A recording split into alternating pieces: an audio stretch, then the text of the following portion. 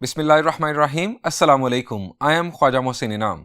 Students, इस lecture में हम सीखेंगे कि अगर हमें किसी ट्राइंगल के तीनों वर्सेस के कोऑर्डिनेट्स गिवन हो तो हम उसका एरिया कैसे फाइंड आउट करते हैं। आइए शुरू करते हैं। स्टूडेंट्स, अगर हमें किसी ट्राइंगल के तीनों वर्सेस यानी ए, बी और सी के कोऑर्डिनेट्स गिवन हो तो हम इस फार्मूला की मदद से उस ट्राइंगल का एरिया फाइंड आउट कर सकते हैं। स्टूडेंट्स, आप जानते हैं कि डिटर्मिनेंट का अगर हम ट्रांसपोज लें तो उसकी वैल्यू पर कोई फर्क नहीं पड़ता। सो हम इसका अगर ट्रांसपोज भी ले लें तब भी फार्मूला बनाया जा सकता है, यानी मैं इस फार्मूला को इस अंदाज में भी लिख सकता हूं।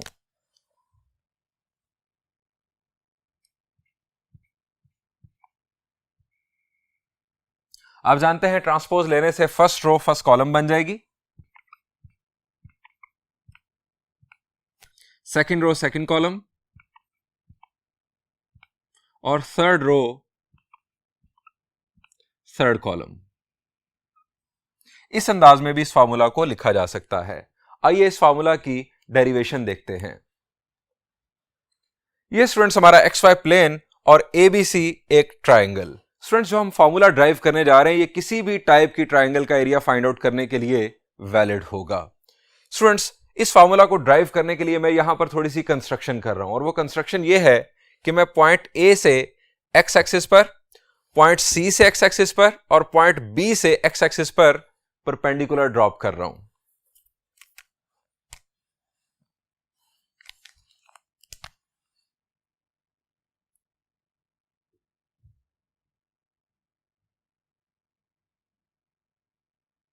ये स्टूडेंट्स हमने पॉइंट ए से परपेंडिकुलर ड्रॉप किया।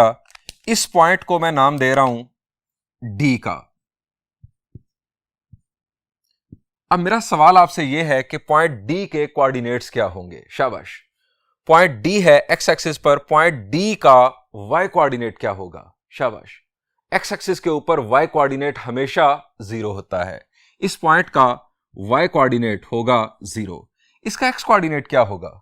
शाबाश जी, आप पॉइंट ए से वर्टिकली डाउनवर्ड आए हैं। जब भी आप वर्टिकली मूव करते हैं एक्स कोऑर्डिनेट चेंज नहीं होता। वर्टिकल लाइन के ऊपर एक्स की वैल्यू हमेशा कांस्टेंट रहती है।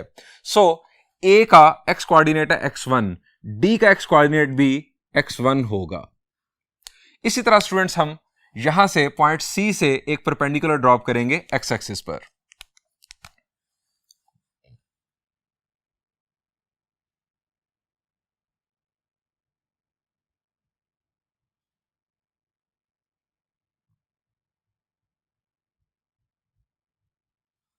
ये स्टूडेंट्स पॉइंट, इसको मैं नाम दे रहा हूं ई का,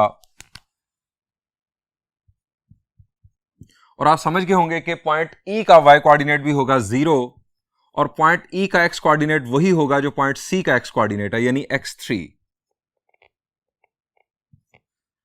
अब हम बढ़ते हैं पॉइंट बी की जानिब। पॉइंट बी से भी एक परपेंडिकुलर ड्रॉप करते हैं।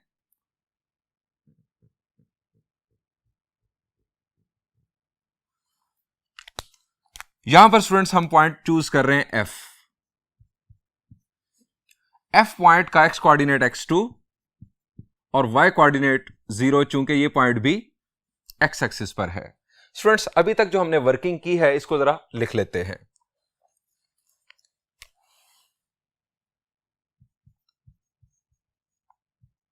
refer to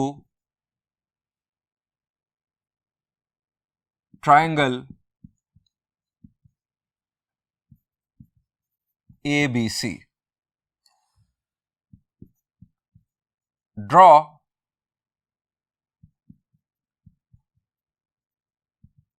perpendiculars AD, CE and BF on x-axis। हमने AD, CE और BF तीन परपेंडिकुलर्स ड्रॉ किए। अब कोऑर्डिनेट्स क्या होंगे D, E और F के, उनका जिक्र करते हैं। नाउ D के कोऑर्डिनेट्स हैं x1, 0। E के कोऑर्डिनेट्स हैं x3, 0 and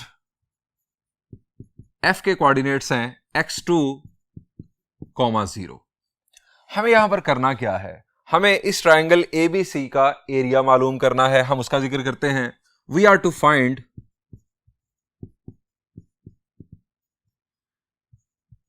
area of triangle ABC।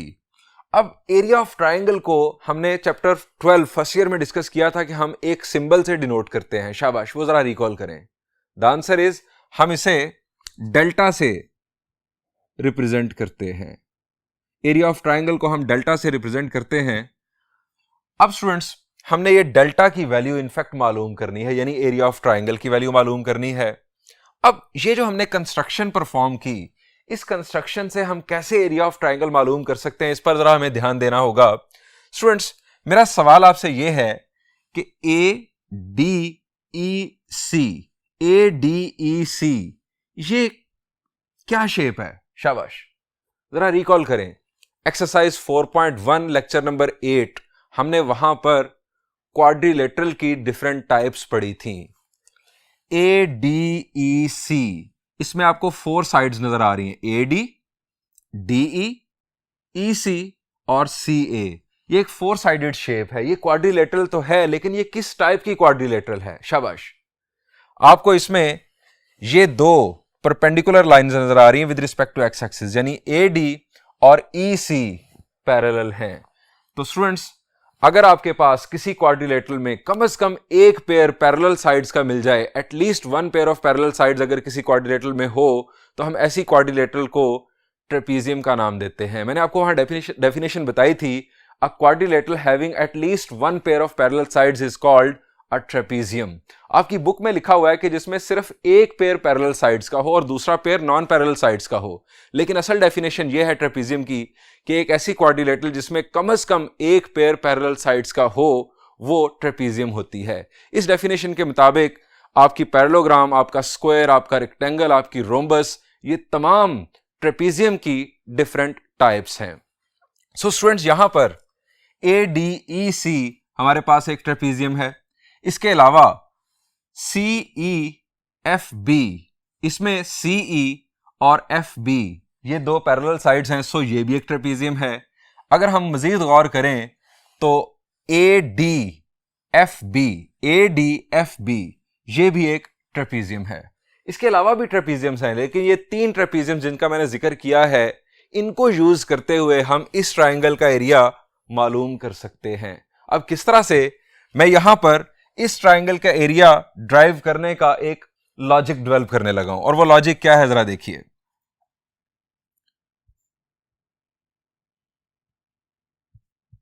Area of triangle is equal to, अब हमारे पास पहली ट्रेपीजियम है यहां पर ADEC।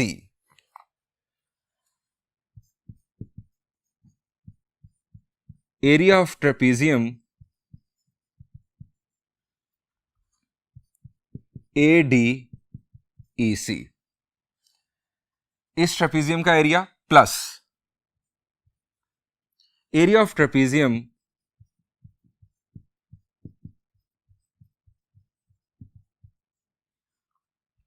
CEFB।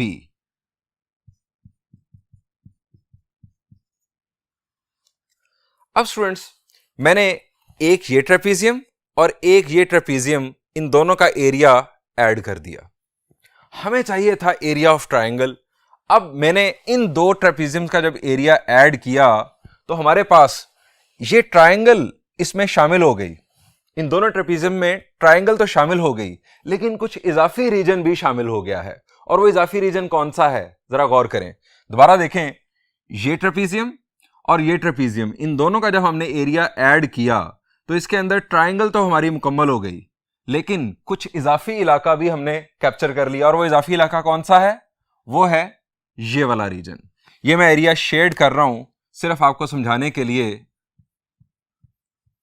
ये इलाका हमने इजाफी इस पर कब्जा कर लिया है, ये हमें चाहिए नहीं था। अब ये बेसिकली क्या शेप है? द आंसर इज, ये भी एक ट्रेपीजियम है जिसमें AD और BF 2 पैरेलल साइड्स हैं। हम अगर इसका, इस ट्रेपीजियम का एरिया अगर माइनस कर दें तो हमारे पास सिर्फ और सिर्फ रह जाएगी पीछे ट्रायंगल। तो मैं माइनस कर देता हूं इस ट्रेपीजियम का area, minus area of trapezium ADFB।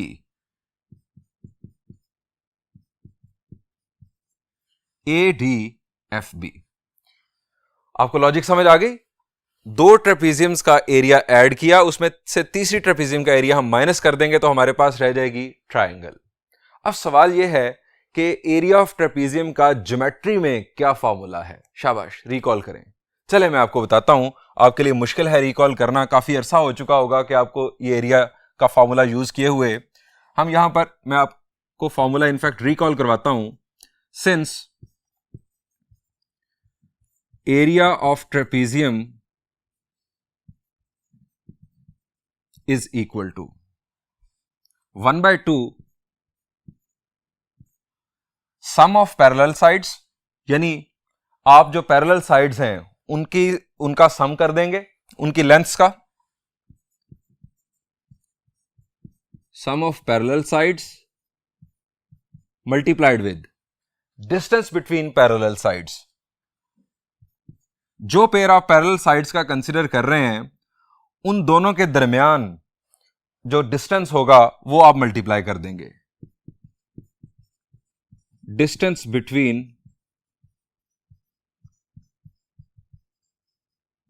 Parallel sides. Students, ये एरिया ऑफ ट्रेपीजियम का फॉर्मूला है जो हम यहां पर यूज करते हुए इन तीनों ट्रेपीजियम्स का एरिया मालूम करेंगे। और ये एरिया दो का ऐड करके तीसरे का सब्ट्रैक्ट करके जब हम फाइनलाइज करेंगे तो बुनियादी तौर पर हमारा एरिया ऑफ ट्रायंगल आ चुका होगा।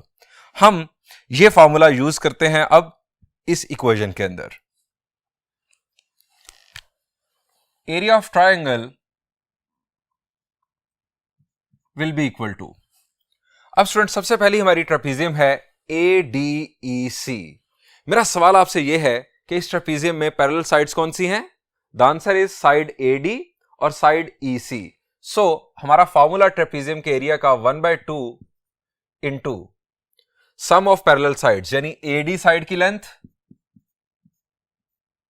प्लस EC साइड की लेंथ, ये दो आ गई हमारे पास पैरेलल साइड्स। अब इन्हीं पैरेलल साइड्स के दरमियान हमें चाहिए डिस्टेंस। स्टूडेंट्स, AD और EC के दरमियान डिस्टेंस कौन सा लाइन सेगमेंट रिप्रेजेंट कर रहा है? The answer is DE। ये है basically shortest path between AD and EC। और आप जानते हैं, हम ये डिस्कस कर चुके हैं कि हम हमेशा दो पैरेलल लाइंस के दरमियान ही डिस्टेंस मालूम कर सकते हैं। नॉन पैरेलल लाइंस के दरमियान तो डिस्टेंस हमेशा 0 होता है क्योंकि वो एक दूसरे को इंटरसेक्ट कर रही होती हैं। ये है हमारे पास पैरेलल लाइंस, इनके दरमियान जो शॉर्टेस्ट पाथ है वो है DE, यानी DE लाइन सेगमेंट की लेंथ इन दोनों के दरमियान डिस्टेंस होगा। DE साइड की लेंथ। अब आ जाएगी दूसरी ट्रेपीजियम 1/2। अब ट्रेपीजियम है CEFB, इसमें पैरेलल साइड्स कौन सी हैं? द आंसर इज CE और FB। CE साइड की लेंथ प्लस FB साइड की लेंथ इनटू इन दो पैरेलल साइड्स के दरमियान जो डिस्टेंस है वो रिप्रेजेंट कर रहा है line segment EF। EF side की लेंथ हमारा होगा डिस्टेंस,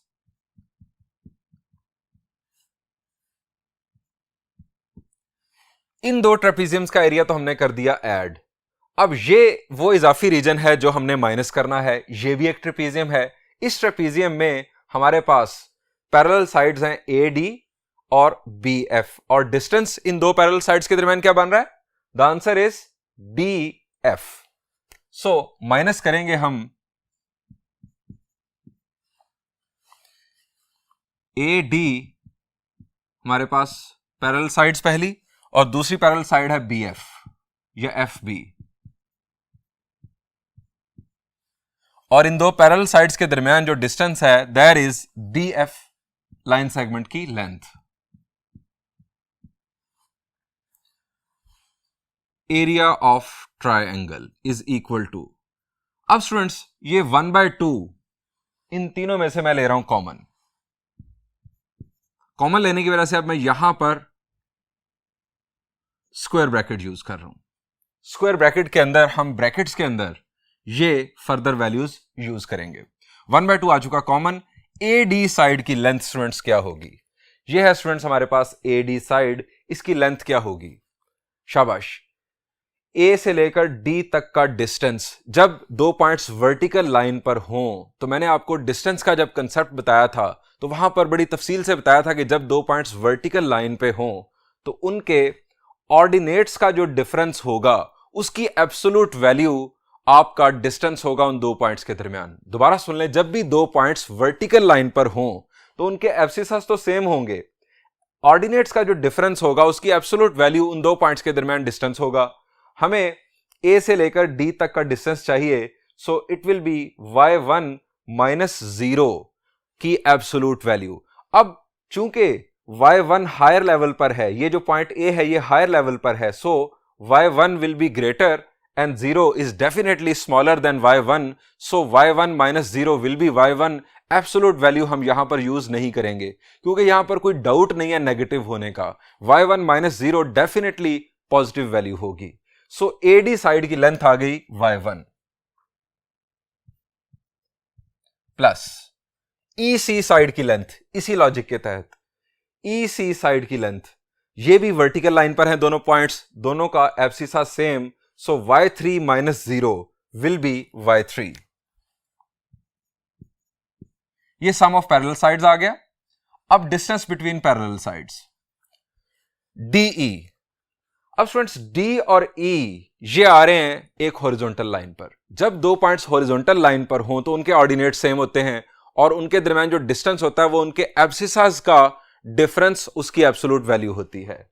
अब यहां पर दोनों का ऑर्डिनेट्स 0 और x1 माइनस x3 या x3 माइनस x1 की एब्सोल्यूट वैल्यू D और E के दरमियान डिस्टेंस होगा। अब हम यहां चाह रहे हैं कि एब्सोल्यूट वैल्यू के रोले में ना पड़े, तो हम क्या करेंगे, हम ग्रेटर एब्सिसा में से स्मॉलर एब्सिसा माइनस कर देते हैं, जो कि डेफिनेटली आंसर पॉजिटिव आएगा। डिस्टेंस को हमने पॉजिटिव लेना है, सो x3 minus x1 will be the distance between D and E। Side DE की लेंथ होगी ये x3 माइनस x1।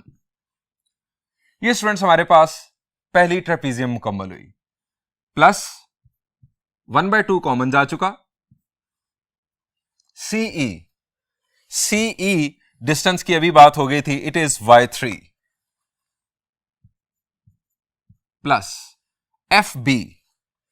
FB ये वर्टिकल लाइन पर है दोनों पॉइंट्स, एब्सिसा दोनों का same, y2 minus 0 is y2। ये होगा हमारा डिस्टेंस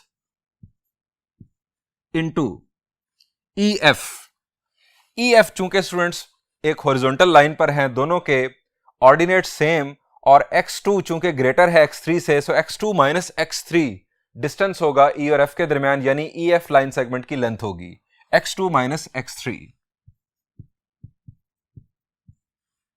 माइनस 1/2 कॉमन जा चुका। AD स्टूडेंट्स डिस्टेंस पर बात हो चुकी, it is y1 plus FB पर भी अब बात हो चुकी है, it is y2।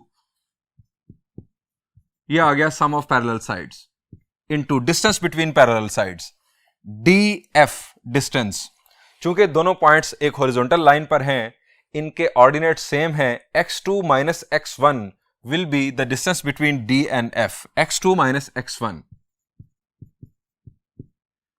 Square bracket closed. ये स्टूडेंट्स हमने दो ट्रेपीजियम्स के एरियाज को ऐड कर दिया और तीसरी ट्रेपीजियम का एरिया माइनस कर दिया। अब स्टूडेंट्स यहां पर सिंप्लीफिकेशन हम परफॉर्म करेंगे।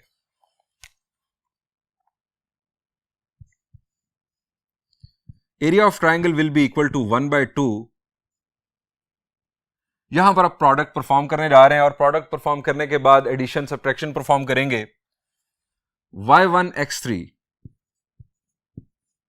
y1 minus x1 y1 plus x3 y3 minus x1y3,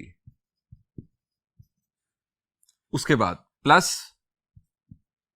x2y3 minus x3y3 plus x2y2 minus x3y2।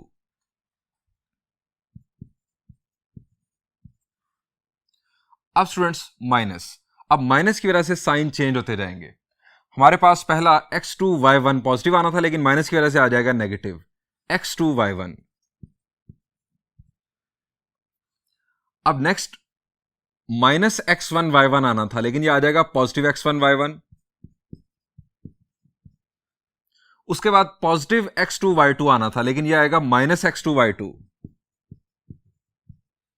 और प्लस माइनस माइनस आना था, लेकिन इस माइनस की वजह से अब पॉजिटिव x1y2,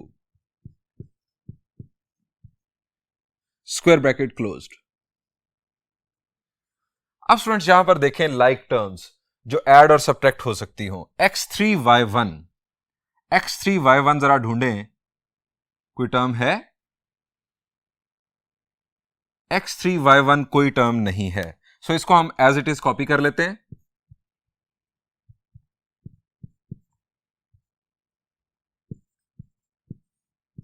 एक स्ट्रेटेजी, जब इतनी ज्यादा टर्म्स हो, मैं आपको बताता हूं कि आप हल्का सा टिक लगाते रहें कि ये टर्म हमने नेक्स्ट स्टेप में शिफ्ट कर दी है। इस टिक लगाने से आपको ये फायदा होगा कि हम जब ये सारी एडिशन सब्ट्रैक्शन परफॉर्म कर लेंगे, अगर सारे टिक लग चुके होंगे तो इसका मतलब ये होगा कि हमने तमाम टर्म्स को अपने प्रोसेस में शामिल कर लिया है, कोई टर्म मिस नहीं हुई। अक्सर ये होता है कि जब इतनी ज्यादा टर्म्स हो तो कोई ना कोई टर्म मिस हो जाती है। नेक्स्ट है x1y1। x1y1 जरा देखें, कोई है? x1y1 ये है स्टूडेंट्स, ये नेगेटिव x1y1, ये पॉजिटिव x1y1। आप समझ गए होंगे कि ये दोनों हो जाएंगे कैंसिल। अब इनको आपने क्रॉस कर दिया वैसे ही, तो इसके ऊपर चाहे ना भी टिक लगाएं, कोई मसला नहीं। नेक्स्ट है x3y3। x3y3 कोई देखें, ये है स्टूडेंट्स, ये पॉजिटिव x3y3, ये नेगेटिव x3y3, ये दोनों हो गए कैंसिल। नेक्स्ट x1y3, x1y3 ढूंढें। x1y3 हमारे पास और कोई टर्म नहीं है, सो इसको शामिल कर लें, इस पर लगा दें टिक, और ये हमारे पास आ गई minus x1y3। Next students x2y3 देखें, कोई है? x2y3, x2y3 कोई टर्म नहीं है, इसको भी शामिल कर लें और इस पर टिक लगा दें। नेक्स्ट x2y2, ये पॉजिटिव x2y2, ये नेगेटिव x2y2, इन दोनों को कर दें कैंसिल। नेक्स्ट स्टूडेंट्स हमारे पास है x3y2, कोई टर्म नहीं है, x3y2 एज इट इज लिख दें। नेक्स्ट x2y1, ये भी कोई नहीं है, माइनस x2y1, और नेक्स्ट प्लस, इसको भी टिक किया, इसको भी, और नेक्स्ट x1y2।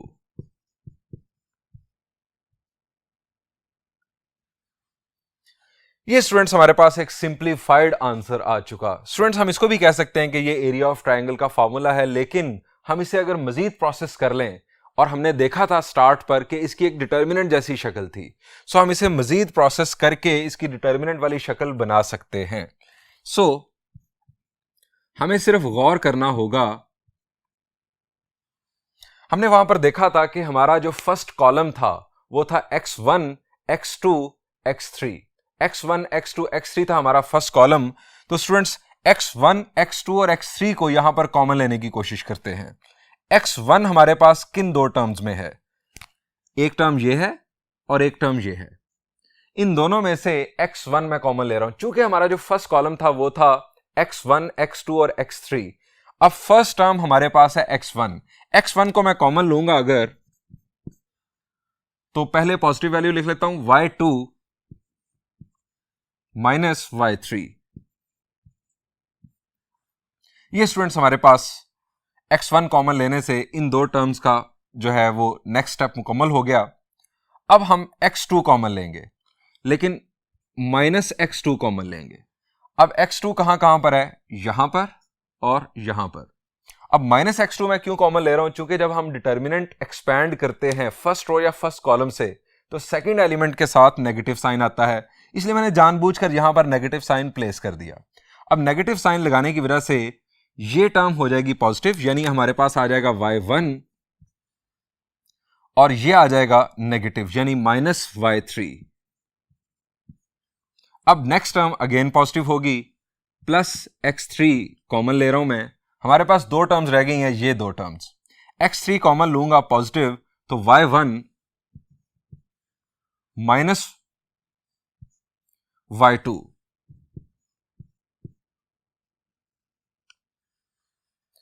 स्टूडेंट्स, हम इस एक्सप्रेशन को डिटर्मिनेंट फॉर्म में लिख सकते हैं। Area of triangle will B 1/2 x1 x2 x3 आपका first column, y1 y2 y3 second column, 1 1 और 1 थर्ड कॉलम। स्टूडेंट्स, अगर आप इस डिटर्मिनेंट को एक्सपैंड करें तो आपको यही एक्सप्रेशन हासिल होगा। मैं आपको एक्सपेंशन के बारे में बताता हूं। आप लिखेंगे x1, जब आप फर्स्ट कॉलम से एक्सपैंड कर रहे होंगे आप लिखेंगे x1, यह आ गया x1। आप इसकी रो और इसका कॉलम छोड़ेंगे, आपके पास आएगा y2 y3, ये y2 y3। सेकेंड एलिमेंट जब नेगेटिव लिखा जाएगा इस तरह से -x2, तो इसकी रो और इसका कॉलम छोड़ने से y1 y3 हासिल होगा, y1 y3।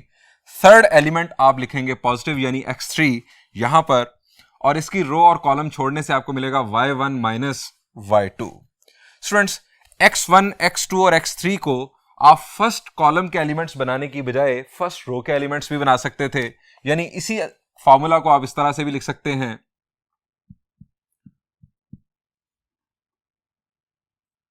इसका ट्रांसपोज ले रहा हूं, आप जानते हैं कि डिटरमिनेंट का ट्रांसपोज लिया जाए तो कोई फर्क नहीं पड़ता, वही वैल्यू आती है।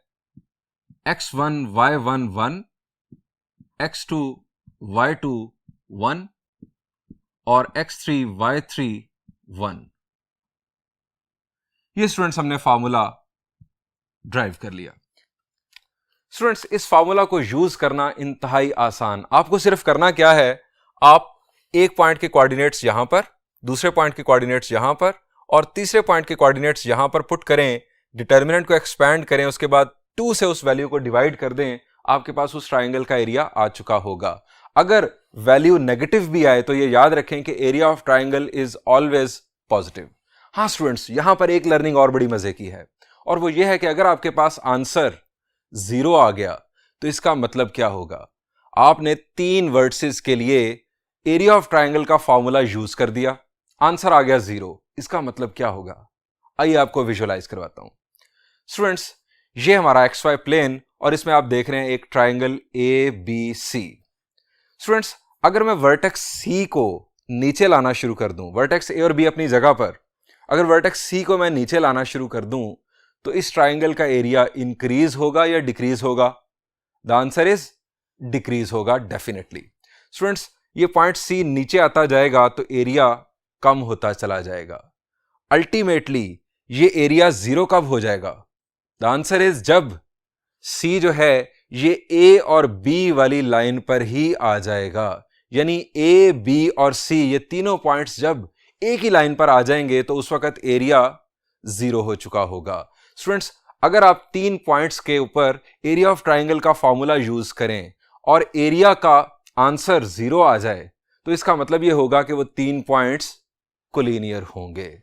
इसको हम यहां पर नोट कर लेते हैं इंपॉर्टेंट पॉइंट के तौर पर।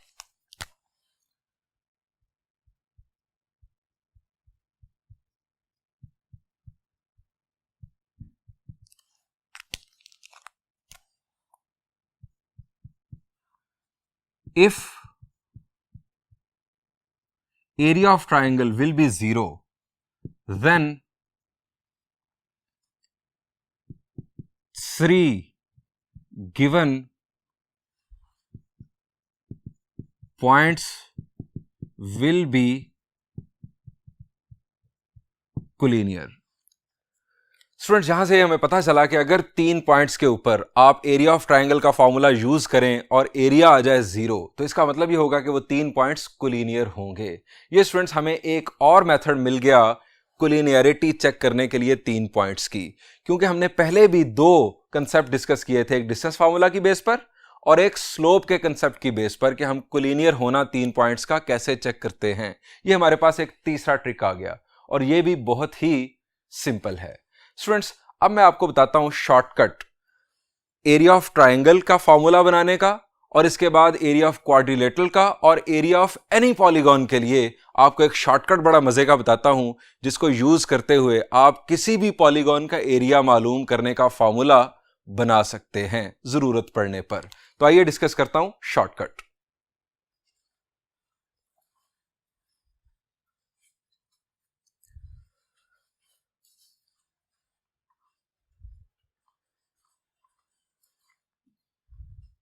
स्टूडेंट्स, मैं आपको बताने जा रहा हूं बड़ा मजे का शॉर्टकट जो आपके काम आएगा किसी भी पॉलीगॉन का एरिया मालूम करने के लिए। आपको सिर्फ उसके वर्सेस गिवन हो, आप इस शॉर्टकट की मदद से उस पॉलीगॉन का एरिया मालूम कर सकते हैं।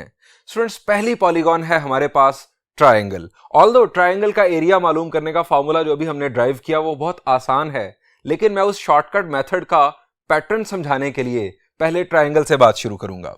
स्टूडेंट्स, ट्राइंगल के 3 वर्सेस हैं ए, बी और सी।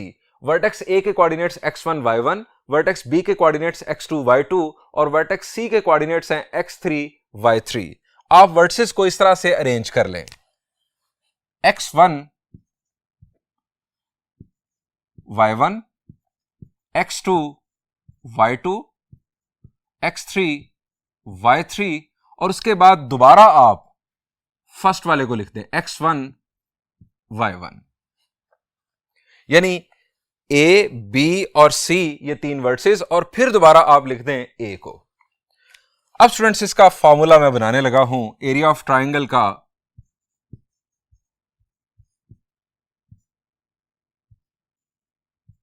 एरिया ऑफ ट्राइंगल को आप सिंपली डेल्टा से भी डिनोट करते हैं। It will be 1/2।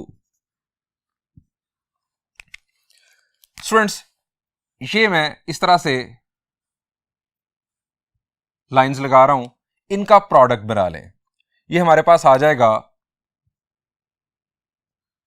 x1 y2 plus x2 y3 plus x3 y1, दरमियान में लगा दें माइनस, और अब आप प्रोडक्ट बनाएं इनका। x2 y1 x3 y2, दरमियान में अभी भी सम ही है, और x1 y3।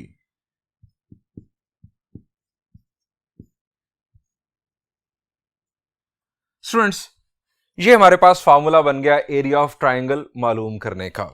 आपको सिर्फ इस पैटर्न को जहन में रखना है। ये है ट्राइंगल के लिए।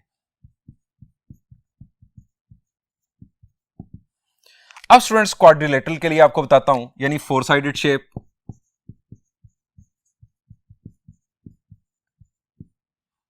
क्वाड्रिलेटरल के 4 वर्सेस होंगे, यही बिल्कुल पैटर्न चलेगा। आप पहले लिख लेंगे x1 y1, फिर x2 y2, फिर x3 y3, फिर x4 y4, चूंकि 4 वर्सेस होंगे, उसके बाद फिर x1 y1। बस। इसके लिए जो खास एहतियात है वो ये है कि आप वर्सेस का ऑर्डर जो है वो लाजमी एंटी क्लॉकवाइज लें। आप ऑल्टरनेट अगर वर्सेस ले बैठे तो गड़बड़ हो जाएगी।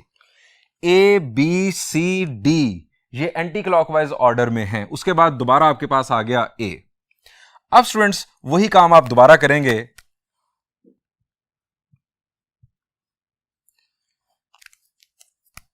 एरिया ऑफ क्वाड्रिलेटरल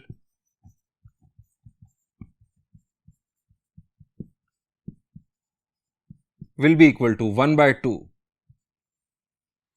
उसी तरह से बिल्कुल 1/2। अब इनका प्रोडक्ट आप बना लें, x1 y2 plus x2 y3 plus x3 y4 plus x4y1 minus, अब माइनस लगाकर ब्रैकेट में आप ये प्रोडक्ट बना लें, एग्जैक्टली वही पैटर्न जो ट्रायंगल में मैंने आपको बताया। x2y1, उसके बाद x3y2, उसके बाद x4y3 एंड देन x1y4।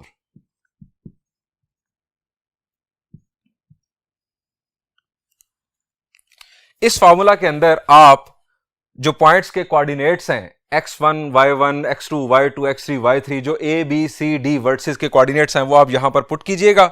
ये मल्टीप्लिकेशन, ये जो एडिशन है ये परफॉर्म कीजिएगा। आपके पास उस क्वाड्रिलेटरल का एरिया आ चुका होगा। किसी भी फोर साइडेड शेप के लिए ये आपका फॉर्मूला वैलिड होगा। स्टूडेंट्स, इसी पैटर्न को आप pentagon, hexagon and so on n gon तक बढ़ा सकते हैं। यानी आपको अगर पेंटागन का एरिया मालूम करना है एनालिटिकल ज्योमेट्री में तो आप बिल्कुल इसी पैटर्न पर चलेंगे। आप क्या करेंगे, अगर आपके पास क्वाड्रिलेटरल के बाद पेंटागन है तो पेंटागन में चूंकि 5 वर्टिसेस होंगे, आपके पास यहां पर आ जाएगा x5 और y5 और उसके बाद आप दोबारा लिख देंगे x1 y1। ये आपके पास x5 y1 यहां पर शामिल हो जाएगा और x1 y5 यहां पर शामिल हो जाएगा, यानी माइनस के बाद जो आप ब्रैकेट बना रहे हैं उसके अंदर शामिल हो जाएगा। इसी तरह अगर आपको हेक्सागन के लिए चाहिए होगा तो आपके पास 6 बेसिकली वर्टिसेस होंगे। 6 वर्टिसेस के लिए यहां पर आ जाएगा x6 y6 और फिर x1 y1, और इसी पैटर्न को फॉलो करते हुए आप हेक्सागन के लिए भी एरिया का फॉर्मूला बना सकते हैं। स्टूडेंट्स, इस शॉर्टकट को याद रखिएगा, ये आपके बहुत ज्यादा काम आएगा फ्यूचर में। आइए स्टूडेंट्स, अब एक्सरसाइज 4.3 के एरिया ऑफ ट्राइंगल से मुतालिक कुछ प्रॉब्लम्स डिस्कस करते हैं। Students, this is problem number 31 of exercise 4.3। हमें ट्राइंगल के 3 वर्टिसेस गिवन है और हमें कहा गया कि इसका एरिया मालूम कर दो। स्टूडेंट्स, एरिया मालूम करने का फॉर्मूला हम डिस्कस कर चुके हैं, बहुत ही आसान। उसको यूज करते हुए एरिया मालूम करते हैं। सॉल्यूशन, हम पहले फॉर्मूला का जिक्र करेंगे। Since area of triangle is equal to 1/2 x1 y1 1 x2 y2 1 x3 y3 1। इसमें वैल्यूज पुट करते हैं। Putting values,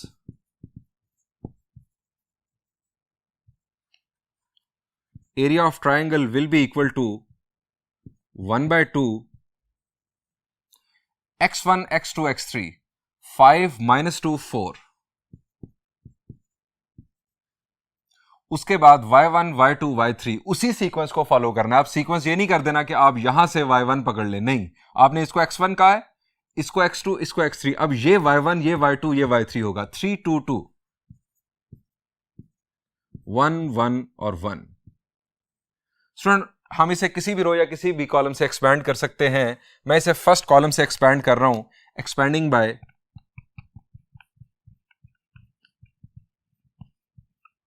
C1।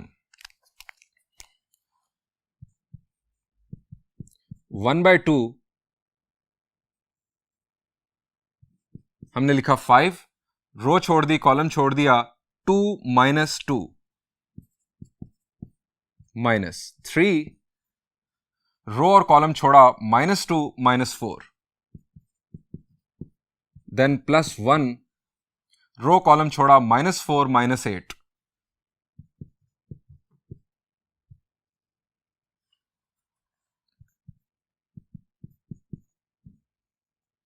2 - 2 is 0, 0 into 5 will be 0. -2 - 4 is -6, -6 - 3 will be 18. Then -4 - 8 will be -12. 18 - 12 will be 6, 6 divided by 2 will be 3. अब students, ये area है और area को square units में हम रिप्रेजेंट करते हैं। यहां पर स्टूडेंट्स ये प्रॉब्लम एंड हुआ। बढ़ते हैं नेक्स्ट प्रॉब्लम की जानिब। Students, this is problem number 32। यहां पर हमें 3 पॉइंट्स के कोऑर्डिनेट्स गिवन हैं। हमें कहा गया है कि एरिया ऑफ ट्राइंगल का कंसेप्ट यूज करते हुए चेक करो कि क्या ये 3 पॉइंट्स कोलिनियर हैं या नहीं। स्टूडेंट्स, मैंने अभी कुछ देर पहले आपको बताया था कि अगर आप 3 पॉइंट्स पर एरिया ऑफ ट्राइंगल का फॉर्मूला यूज करें और आपका आंसर आ जाए 0, तो इसका मतलब है कि वहां ट्राइंगल बन ही नहीं रही थी। एरिया 0 आने का मतलब यह है कि वो 3 पॉइंट्स कोलिनियर थे, ट्राइंगल नहीं बन रही थी। हम इसको सॉल्व करते हैं।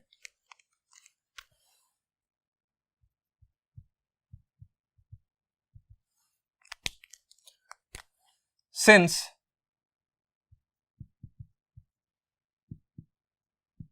फॉर्मूला का पहले जिक्र करेंगे, x1 x2 x3 y1 y2 y3 1 1 और 1, putting values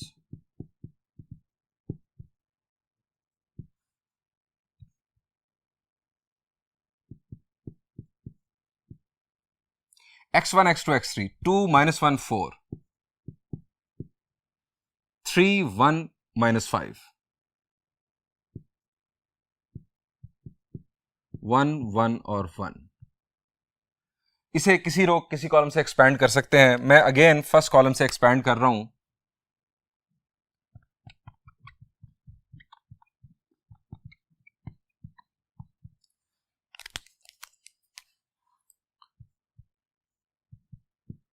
one by two 2 into 1 -5। अब -5 आ रहा है तो हमारा डिटर्मिनेंट वाला भी माइनस है, ये बन जाएगा +5। 1 + 5 -3। रो और कॉलम छोड़ा, -1 -4, उसके बाद +1, रो और कॉलम छोड़ा 5 -4,